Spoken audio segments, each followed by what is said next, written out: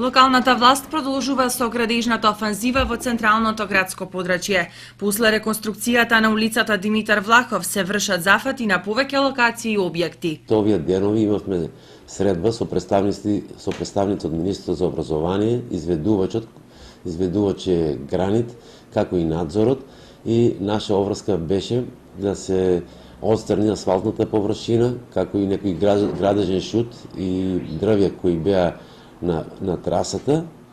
Откако ја завршивме оваа работа, напративме допис до Министерството за образование и очекуваме во најскоро време фирмата Гранит, која е избрана за реализација на овој проект, да отпочне со градичните работи. Кај основното училиште Кирил и Методи се отпочнува со реконструкција на тротоарската површина, каде што ќе бидат поставени бехатон плочки, а исто така ќе биде замената и старата ограда која не беше соодветна за заштита на учениците од ова училиште, ќе биде поставена нова ограда која ќе биде подобра и ќе врши подобра заштита на самите ученици.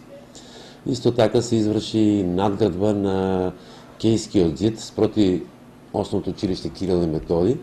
Сега кога се заврши оваа надградба на Кејскиот зид и на овој дел ќе се отпочне со реконструкција на тротоарот и поставување на бехатон плочки. Финансиските средства за реализација на споменатите проекти се обезбедени од буџетот на општина